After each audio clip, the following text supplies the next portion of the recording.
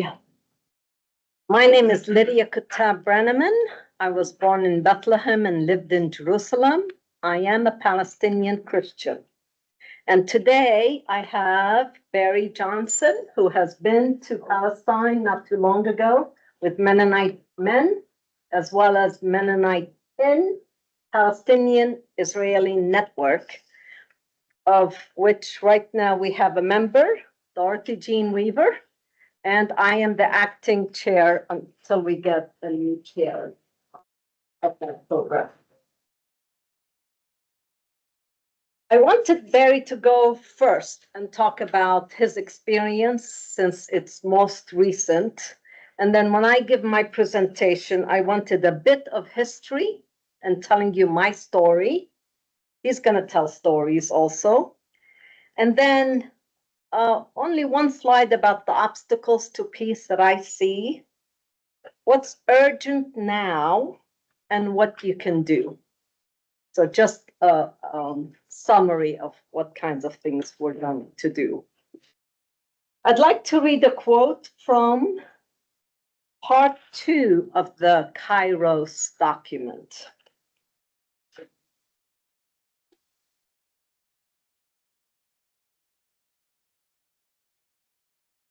The Kairos document talks about the cry of the Palestinians. It's a cry of steadfastness, a renewed stand for truth, and a call to hear the voice of God within us and to us. This is a time for solidarity and mutual support, a time to take clear and courageous positions built upon principles of faith and national belonging. This is a moment of truth.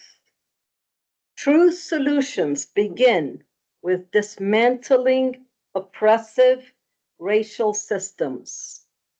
Only then can we speak of a new horizon that we dream of and long for, one in which we remain in our land. These are the Christians in Palestine talking, in our land together with all who dwell in it on the basis of justice, equality, and equal rights, free of supremacy and domination.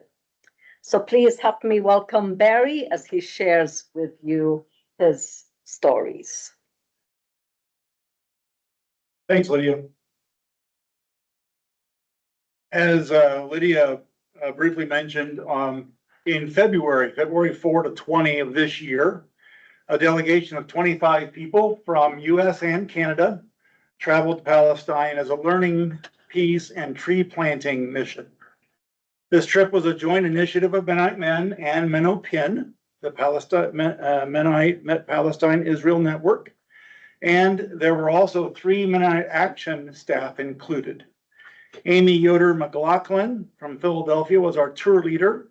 She had led probably a dozen or so trips to Palestine in the past. And Steve Thomas, who is a certified arborist from Goshen, oversaw the tree planting days. We returned home the week before the Israel-US bombing of Iran began.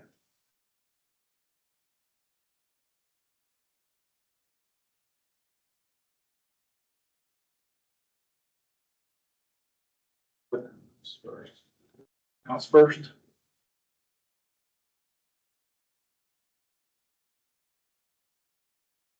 There we go. That's actually not the first one. There we go. Olive trees are amazing, like this one on a Palestinian orchard that we visited. They endure, grow to an old age, and continue to bear fruit. The oldest known olive tree is over 3,000 years old and is still bearing fruit. They have an amazing ability to survive in the parched, dry ground of the Middle East and regenerate from the stump after a tree is cut down. They are tough, tenacious, and fruitful. So it's no wonder that the olive trees have become a symbolic of the Palestinian resistance and resilience.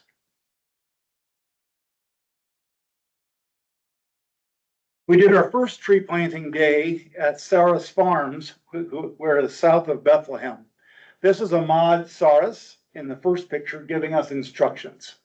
His farm is surrounded by an Israeli settlement with an outpost just beyond the stone wall. And I think you can see that in the middle picture in the background.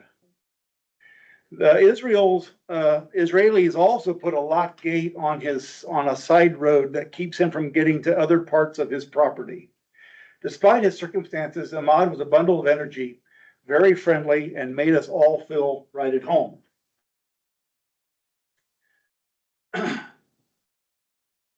Planting olive trees is a way for Palestinians to claim the land as their own. Israelis have bulldozed thousands of trees of Palestinian properties and to take away the Palestinians' claim to the land. According to Israeli regulations, Palestinians must prove that they are working the land every year, or Israeli settlers can just come and take the land for themselves. Israelis often plant pine trees, trees that can grow fast and grab the land away from Palestinians. These are just a few more pictures of people in our group who were planting trees at Saras farms. Ahmad and his family also cooked a meal of lamb and chicken zarb in a wood-fired pit. Ahmad had also several items to sell that his farm produced. He produced olive oil, wine, jams, and jellies. It was a wonderful meal and a very meaningful day. Before we left, we sang to him, and he went around to each one of us and gave us a hug. It was at that moment, and this is about the fourth day of our delegation. So we'd had a few days of lots of conversations with other Palestinians. And so, you know, we were just bombarded with information, but this day was especially meaningful. I realized that at this moment that we discovered that we were doing more than just planting trees. We were participating in the shared struggle with everyone we were meeting to help renew hope and courage to resist the Israeli occupation. And it became our obligation to go and tell about what we experienced. The hospitality that Ahmad showed was a common theme in the West Bank. Each Palestinian we met on our trip was extremely grateful for our visit to hear their stories. And I would encourage all of you to find a time to do that if you can. And they often served Arabic coffee or tea in little Dixie cups to everyone in our group before their sharing began.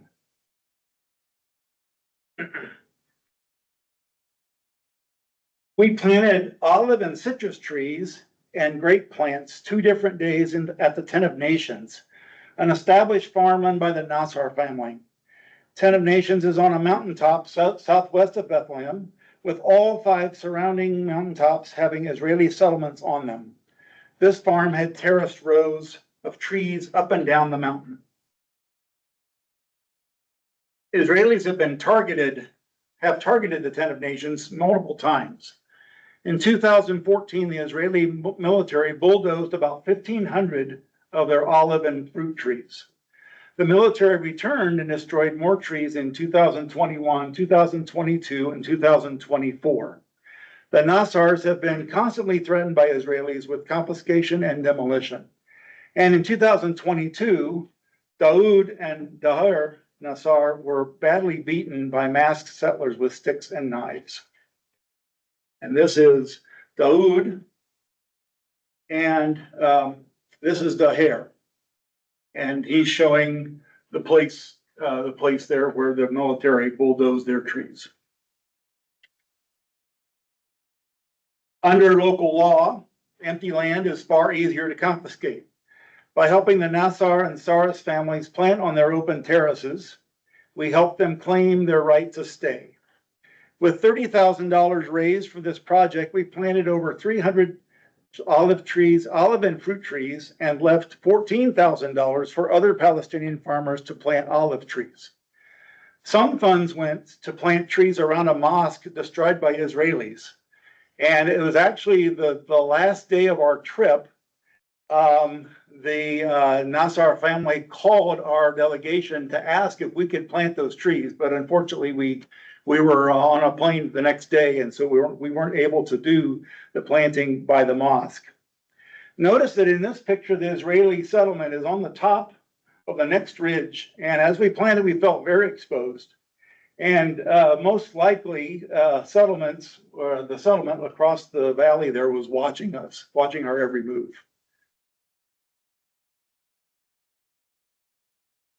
The Nassar family openly declares that they refuse to be enemies, turning their property into a tent of nations and offering hospitality and warm welcome to one and all. While insisting on their rights and absolutely refusing to leave, they do not resort to violence, but insist on peaceful yet determined nonviolent resistance. Foreign volunteers and visitors from many different countries have visited the site, enjoyed the hospitality, and have shared in the work on the land, all the while learning and discussing together the Nassar family's vision for peacemaking.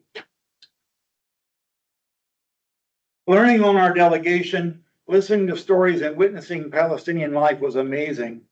But there was something extra special in working the land with Palestinians. Planting olive trees was planting God's peace in Palestine.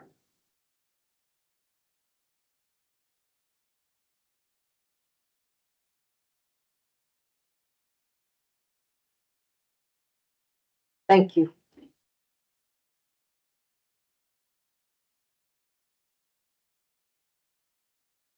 I feel I might be talking to the choir here. So I still have a question to ask you. How many of you know a Palestinian? Wow, I am talking to the choir. I didn't say a Christian Palestinian, nor did I say a Mennonite Palestinian, but raise your hands. I am a Palestinian from Jerusalem, and I love this picture. It's a photo taken from a church on or near the Mount of Olives called the Church Teardrop Church. The tradition is that Jesus' tears were gathered in a little container. I've heard stories about how angels collect our tears as they take them up to the throne of God. So I love this because it's looking over the city of Jerusalem. You could see the wall and the Golden Gate, and beyond the Golden Gates is the Dome of the Rock, the Muslims' most holy place. There are some churches around the dome, and we know that Jerusalem is divided into sections: the Armenian section, the Christian section, the Muslim section, the Jewish section, where the Wailing Wall is. I named 4, there's a 5th. I can't think of it right now.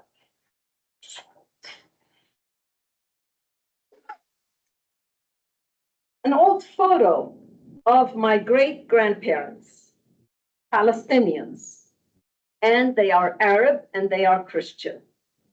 People ask, when did you convert from Islam? Well, we are the indigenous Christians of the Holy Land.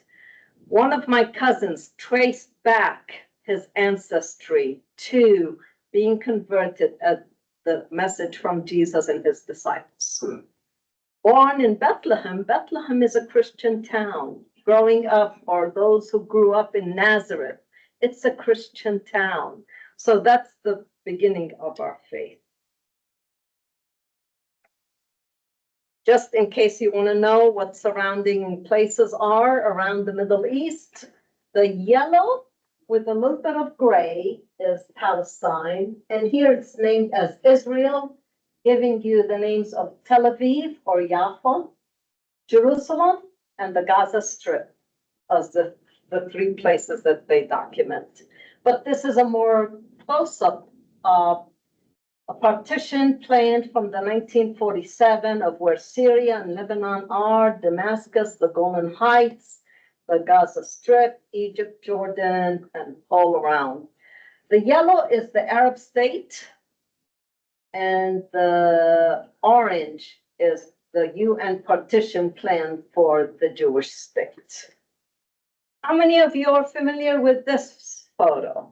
Okay, so you know, pre-1948, this is how much land Palestinian people had, including spots where Jews and Christians and Muslims lived together. The white is the Jewish areas.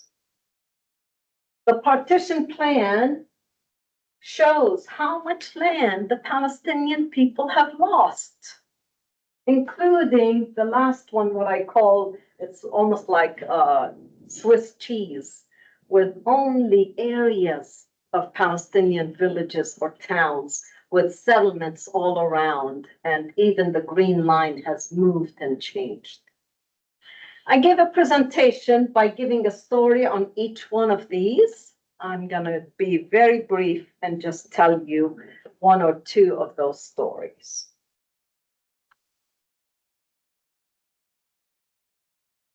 My family lived in Jerusalem. A photo of West Jerusalem shows an oval circle where my dad's home is. My cousin Alex Awad writes in his book, I lived there until 1948. In 1948, when I was 2 years old, the Jewish militia expelled us from our home after killing my father, and we became refugees. The Awad family, my dad's sister's family, and our family after 48 lived together. So we became very close to one another. We still drive by where a Moroccan family lives in the home that's still standing there, a Moroccan Jewish family. My mom is the one in the black, and my Aunt Huda is a nurse, and both of them are nurses. Other family members are there, and that's, I think, where I learned about service. And my mom is Jordanian from the town of Salt. We lived through the 6-Day War. And after the 6-Day War, she wanted to travel back to Amman, Jordan, to let her family know that she's okay. The Israeli troops announced on big speakers that anyone who wants to go over the bridge to the next country, Jordan, may do so for 2 weeks, because there'll be an open border. You could go and come back. Make sure you register your name with the Red Cross. So my mom heard that and said, I gotta go let my family know I'm okay. So she took an Armenian nurse friend with her, and at every checkpoint she asked in English and in Arabic, is this true? The bridge will be open and we could come back. Yes, yes, yes. She didn't stay the 2 weeks. A little before the 2 weeks were over, she packed her bags and was ready to come back. The border was closed. Nobody was allowed to come back. She had 6 children in Bethlehem. My dad is a minister. She has to come back. So she prayed about it, and she had to walk the Jordan River and sneak up some mountains to the Galilee area and stay there for a month in secret, so no one will find out that she's back, so she could be reunited with her family. This is a picture of me and my siblings, as well as some other family members of the Awad family. Our family lived through the 6-Day War, and then we immigrated to America. I came here to EMU and graduated, I think it was 83, maybe 84. I'm not sure. I need to look at a yearbook. But after doing that, I went back to Palestine, and I have a Jerusalem ID. I want to let you know, Palestinians have 5 different IDs. The ones in Israel proper who did not flee with the Nakba have Israeli citizenship. They have some rights, but because they're not allowed in the military, they don't have any grants or any of the rights that all other Israelis have. The ones lived in Jerusalem have a Jerusalem ID, which I hold, and they have some rights, but not an Israeli passport. And I can get insurance, as other Jerusalemites can, and some other rights like that. Freedom of travel and a few other rights. The ones in the West Bank, in Bethlehem and other places like that, now have a wall, little mobility, like you saw, checkpoints. Even farmers cannot have their stuff go out and come back in. So there's a lot less rights. The ones in Gaza, an open prison for a number of years, have even less rights.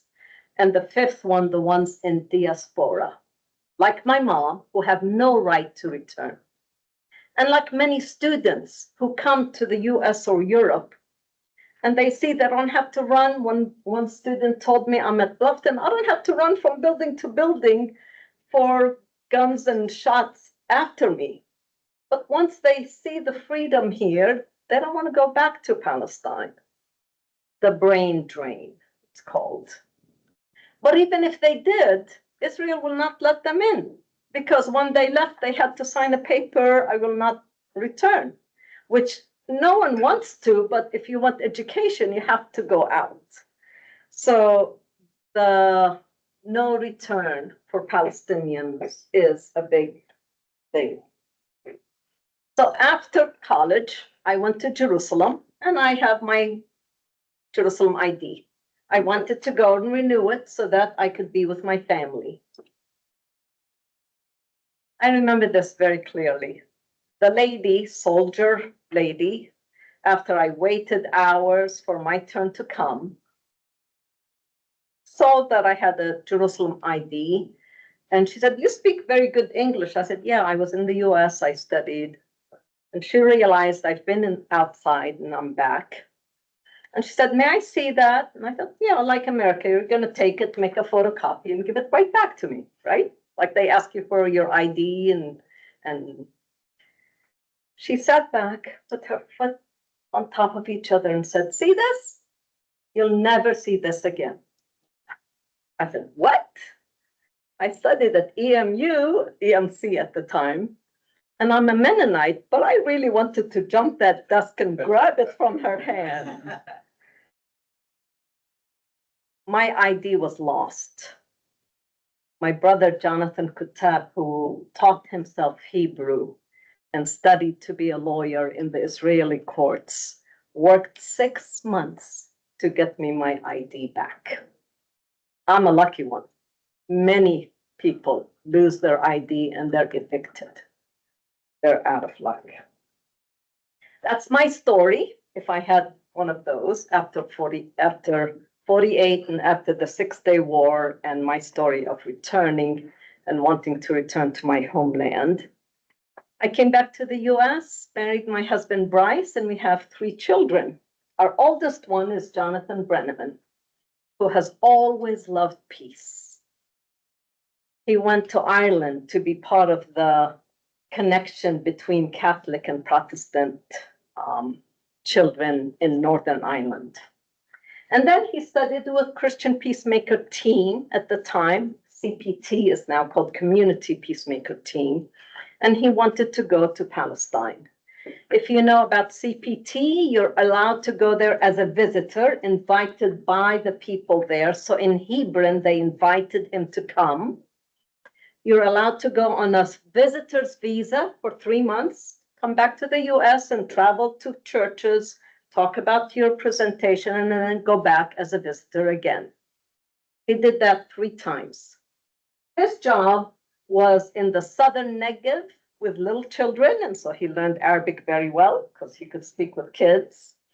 And he would escort children in Hebron because of so many checkpoints.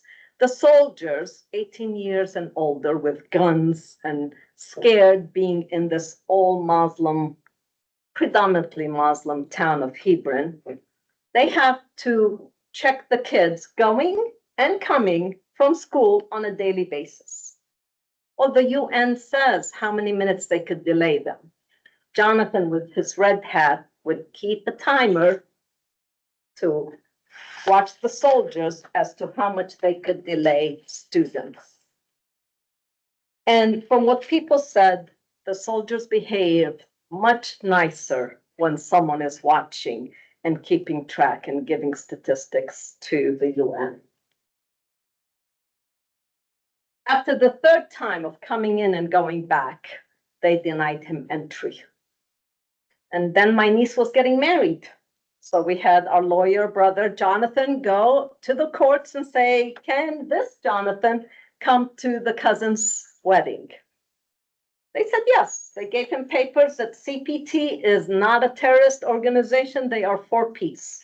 So he held the paper and went to the border, and the Israeli soldier at the border would not let Jonathan in. So Jonathan and my husband Bryce stayed in Jordan while we went to the wedding.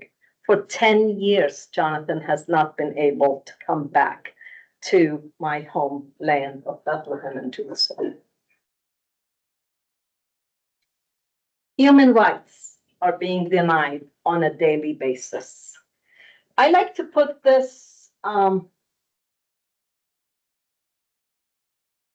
idea of what are some obstacles to peace. Now you saw pictures of settlements. How many of you know about settlements and settlement violence? Okay. Settlements for the Israelis are facts on the ground. For years, many presidents would just slap the hand of Israel saying, stop building settlements. But those settlements kept being built on hilltops, mountaintops, and expanding in Beit Sahur, Shepherd's Field. They have expanded so much that you can't tell where Beit Sahur is and where the Israeli settlements are, except that they're newer and they take all the water for their pools, swimming pools, and all their what they need. So settlements are, for them, facts on the ground.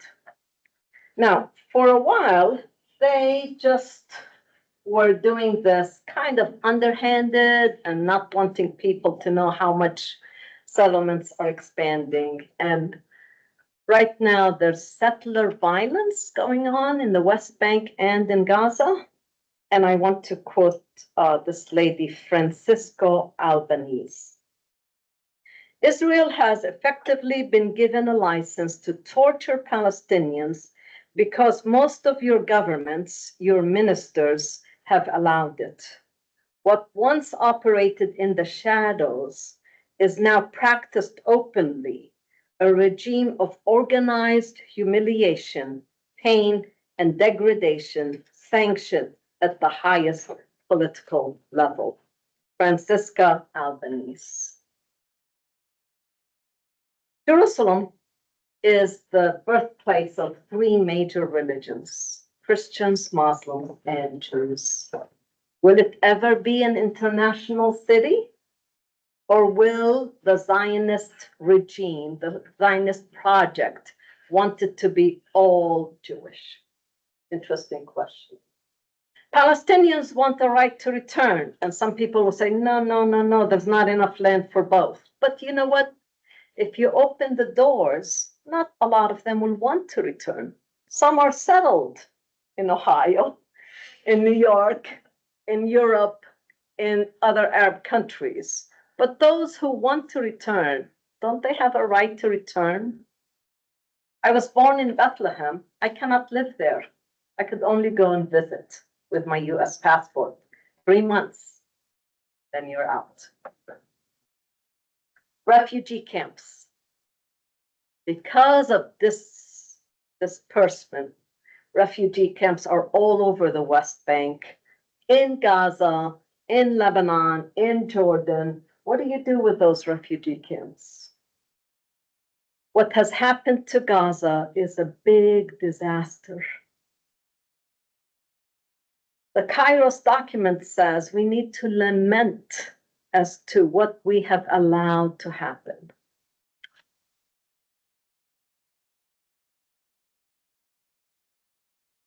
A poem by James Baldwin says, every bombed village is my hometown, and every dead child is my child. Every grieving mother is my mother. Every crying father is my father. Every home turned to rubble is the home I grew up in. Every brother carrying the remains of his brother across borders is my brother. Every sister waiting for a sister who will never come home is my sister. Every one of those people are ours, just like we are theirs. We belong to them, and they belong to us.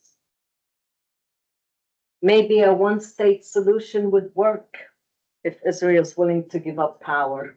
A democracy will all have equal rights.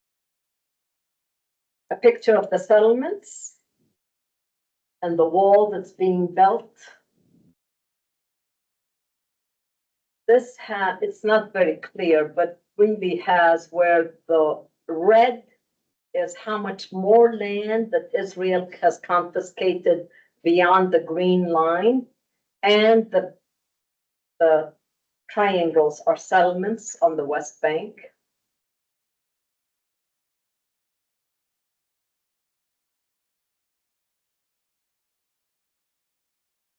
What can we do?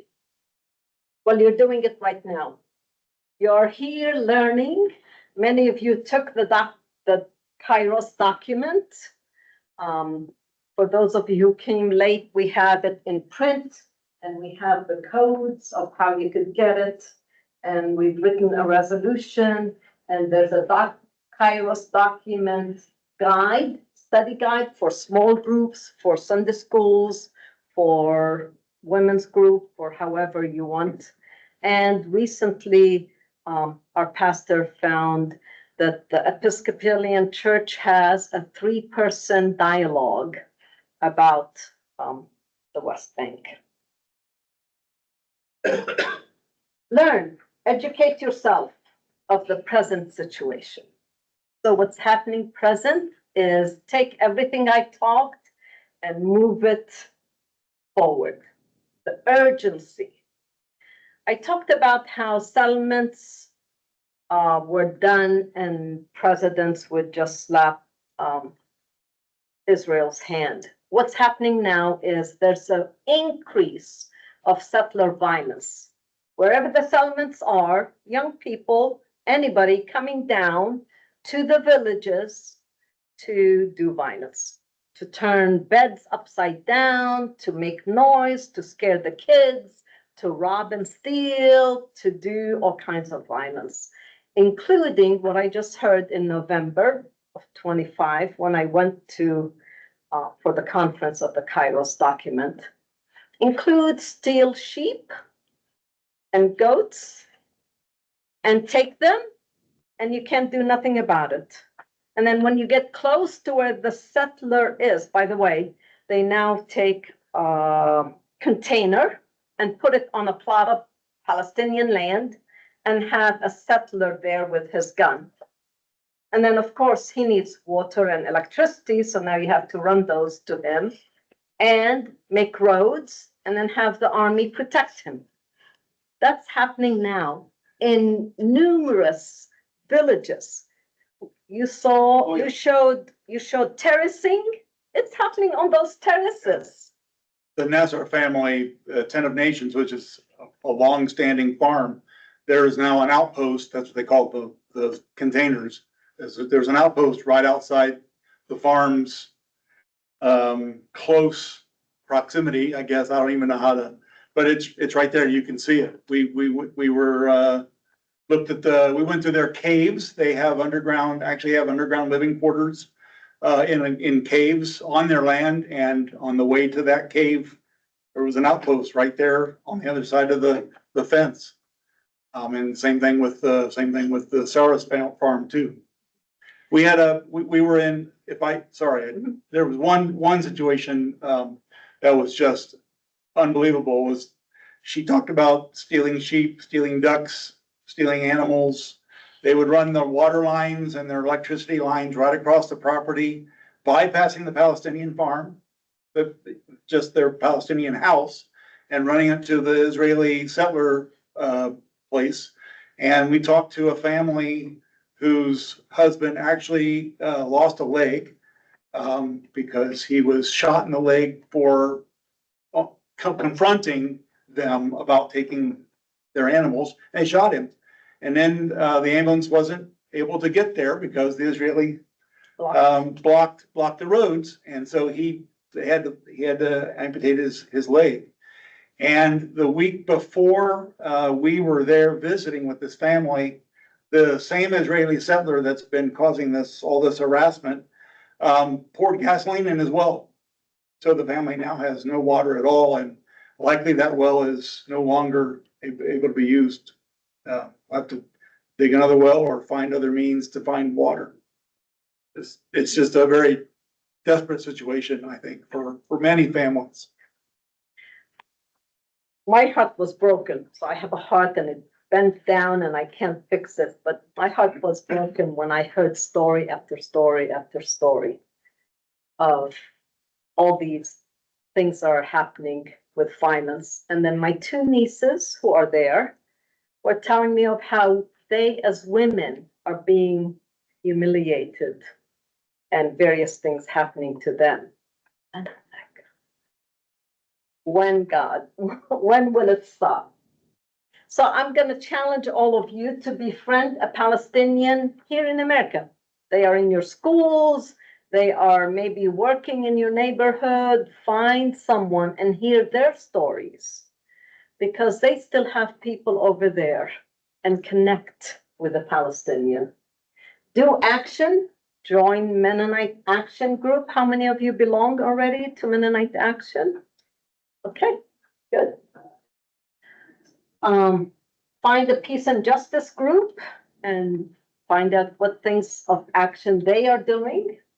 Write to your senators, to your Congress, to people in power, letting them know that what's happening in Palestine is not just. Praying and singing are forms of resistance. Join various groups. Menopin would love to have more people on the committees. We are interested in relationship between Palestinians and Israelis. We're not against, like people think we're anti-Semite. I'm a Semite, so I can't be against myself. And we do believe that we are cousins with our Jewish cousins. So we live in a big village and need to learn how to live with one another. Fasna, Friends of Sabil, those who can connect on the web. Sabil has a prayer group every Thursday, connected with them. There's an organization that wants to connect churches here with the family of a detainee. Now, the Israeli prisons are full of Palestinian detainees. They don't have a reason why they pull you off the ground and take you, whether at night or during the day, cover your head, beat you up, and put you in prison for no reason. They don't have to take you to court. They don't have to bring a lawyer. They will not allow a lawyer to see you for the first 14 days. Your family doesn't know where you're at. The prisons are full of detainees. And so we're trying to connect churches with families so that you could pray for the family of detainees and hear what's happening with them. The Kairos 2, if you haven't read it, I really highly recommend that you read it. There is a guide, and we have a resolution that I hope all of you have or looked at. We're going to have discussion about that tomorrow. We've tweaked it and added a few lines to it. Boycotting, divestment, and sanctions are one of the ways we can use nonviolent ways of resisting the occupation and telling the big machinery of Israel, no, occupation is not good. How many of you know if your state has any anti-BDS legislation? It's really scary of how much you can or cannot speak. As an American, your right to extending your opinion. But I want to say things have changed. I think the US is learning about Palestine and learning about what Israel is doing. There was an open letter and a pledge to Palestinian Christians as a response to the Kairos document done by the Episcopal Peace Fellowship Palestine Justice Network. They no longer call themselves PIN. They want to be on the side of Palestinians. We are still men of PIN. This is what they say. We write to you with an unwavering solidarity, with broken hearts, and with a crushing awareness of our inability to end the nightmare in which you are living. We mourn our weakness and confess our shame at the profound moral failure of our political and our church leaders during this most urgent crisis. There's a statement that says we haven't been involved, but I took that out because Mennonites have been involved with Palestine. The two ladies who went to Hebron and started the school, Ida and Ada, Hope Secondary School that was started by the Mennonites. In Jerusalem itself, there was an MCC center, and there are many grants that the Mennonites give Palestinians to get their land going and dig well. And I remember cans of beef and chicken being sent by the Mennonites. And now that MCC is in Jordan trying to help Palestinians. So the Mennonites are involved. The bleak harvest of those failures and delusion is now apparent. It is time like these. Where does resurrection hope come alive? As you have taught us by your decades of Samud, we believe that it lives in the assurance of resistance and in the cultural and spiritual expression of Palestine, Palestinian national identity, which will shine forever amidst all efforts to extinguish them. During these dark days and in whatever future awaits, we pledge to stand with you and to stand in opposition to the church's complicity of silence about genocide, ethnic cleansing, and apartheid. With great respect and steadfast love, the Episcopal Peace Fellowship Palestinian Justice Network, posted May 28th of 2026. I want to leave time for dialogue and questions. What questions do you have for Barry and myself?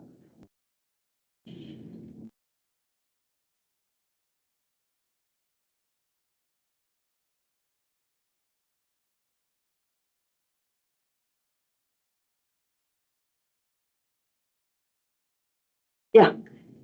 What is community peacemaker teams doing in West Bank or Hebron now, and have they been restricted by the most recent couple of years? Yeah, they have Muslim leaders leading and keeping that alive, and they do invite delegates to come. They come for a short time. I'm not really sure exactly what they do. I do get their web thing and I read it, but they're still going. They're still keeping up. We met with them. They helped us in 3 or 4 different occasions. They actually took us to Masr Yada, the Hebron, South Hebron Hills, for a day. We did a whole day there, and we met with 4 different villages, and they actually did translating. We met a farmer, Palestinian farmer, and we were in his house. The community peacemaker team in Hebron is just fantastic. They did a slide presentation on what kind of what their mission is and how they're doing. They are doing a lot of checking it at the checkpoints, making sure students come in and out freely without much restriction. And they also have been doing meeting with families, grieving families, trying to make connections with people that may be in custody or things like that, and just helping to navigate this hard time. I will say that That was in February, but since then, we have received, well, I've been on a weekly newsletter, and in late March, I think it was early April, there was a drone that was sent to their window, in their third floor office that they'd had for many years. I'm sure that Jonathan was in it. Yeah. And they were Israeli, they determined the Israeli military was spying on them. And so they basically shut down their office for a week and had to do some other ways remotely. And then I think even in the last month, I believe that they actually closed the office. I don't think it's permanently, but they actually closed the office and no one is allowed in there. They've made another, I think now they have 4 or 5 checkpoints around the Ibrahim Mosque in Hebron that, and now no Muslims can go there at all. And it's been very, very strict, very restricting, and they have felt, I think, more threats. And so they're doing their work more remotely than ever. I haven't heard since that came out that they had closed that office. They aren't closing their work, but they're closing that particular office, and feel like the Israelis now know kind of where they're at and felt very unsafe. When you mentioned the Hebron Hills, it reminded me what is happening now is the settlers and Israel is making life very, very difficult for any village so that people will move into cities. So someplace like Ramallah that might have had 3 or 4 or 5 ways to get in and get out is now no longer. All those are closed, and there's a gate. There's a gate that Israel controls as one. And the threat is from settlers is we're going to do to you what we already did to Gaza. That's a real threat because we saw what happened to Gaza. The international world was unable to stop what Israel's machine was able to do to Gaza. And if they put people in a prison in every town and have a gate that Israel controls, they are planning on doing to us what they've done to Gaza. So there is an urgency to please write to your senators and to Congress and do acts of speaking out on behalf of Palestine. The one checkpoint that she's referring to is between Ramallah and Jerusalem to get in Jerusalem. And we were in line in our charter bus for 3 hours to get in. And then of course, the 3 hours, once we get to the checkpoint, they make us unload and take everything out from under the bus, suitcases and all. And we go through it, march through a checkpoint together, and they scan our stuff just like an airport. You're very welcome to our world. Yeah, and we're Americans. I mean, we heard all the time that Americans get to do lots of freedom. They have lots of freedom because we're on Israel's side, you know. So we really didn't run into any difficulties, but not real difficulties. We had a person, they confiscated his phone. He was taking pictures while he was waiting in the checkpoint, and they took his phone, and then Amy went back to get it, and they gave him a different phone. And then she went back and was a little more emphatic and got the phone back. But yeah, poor Bob Smoker was without a phone for about an hour until they finally relinquished it.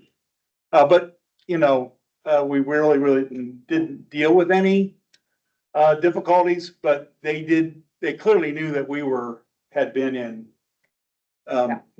West Bank for 9 days. We were in Bethlehem for 9 days and made day trips. And we actually had an alternative itinerary that we were going to be in Bethlehem one day. And Amy was ready to show it, but they didn't ask us too much. But then they realized later that we were there for 9 days, and so made it a little difficult for us to leave to get to Jerusalem. On my trip there, I wasn't sure that I would get in. Thank God I did get in. Well, our time has run out.